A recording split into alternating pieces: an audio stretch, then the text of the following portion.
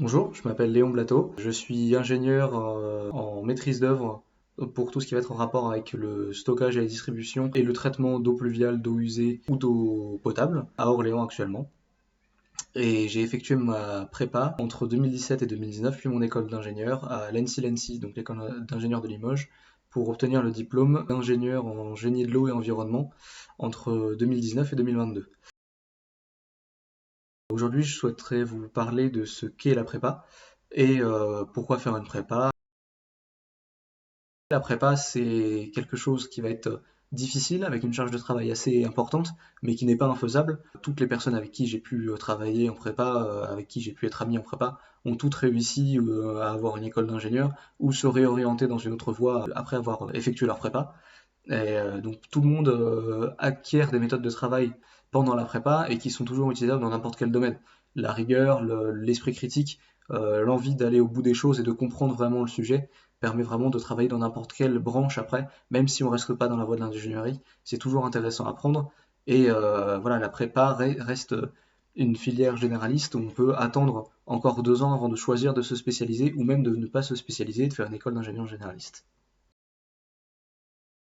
La prépa est une voie qui nous permet de continuer à traiter plusieurs matières, que ce soit la chimie, la physique, les sciences de l'ingénieur, les mathématiques et plein d'autres sujets qui nous permettent d'accéder à plusieurs types d'écoles d'ingénieurs, que ce soit en France ou à l'étranger, avec différentes spécialités et des écoles plus ou moins généralistes. Pour traiter en particulier plus ce qu'est la prépa, c'est un cursus qui se fait en 2 ans, à la fin duquel on passe des concours afin de pouvoir accéder à différentes écoles en fonction du prestige des concours et de la difficulté des concours, en sachant que on peut trouver des écoles d'ingénieurs sur les petits concours qui sont très intéressantes comme sur les très grands concours. On est quasiment assuré d'avoir une place à la fin d'un cursus de prépa dans une école d'ingénieur, ce qui nous permet d'avoir un avenir à peu près assuré quand on rentre dans une classe préparatoire. On va avoir une charge de travail assez élevée, plutôt difficile, mais avec un encadrement qui est assez présent. Les profs sont toujours très disponibles, ils n'hésiteront pas à prendre du temps libre sur leur emploi du temps pour vous expliquer, pour vous réexpliquer des choses, et après on peut toujours envoyer des mails aux professeurs et ils seront toujours là pour nous expliquer.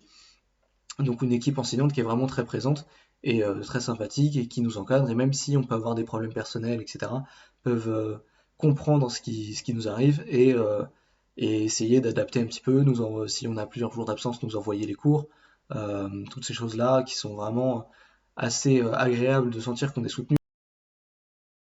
En première année, j'ai eu la chance pardon, de pouvoir faire l'internat. L'ambiance entre les élèves était très bonne. Une ambiance amicale forcément, mais aussi une ambiance de travail. On peut toujours trouver quelqu'un avec qui travailler, des personnes qui vont nous aider. Et si on a raté des cours, pas compris quelque chose, d'autres personnes vont pouvoir nous expliquer. On n'est pas sur une ambiance où tout le monde va se méfier les uns des autres ou ne pas vouloir s'entraider.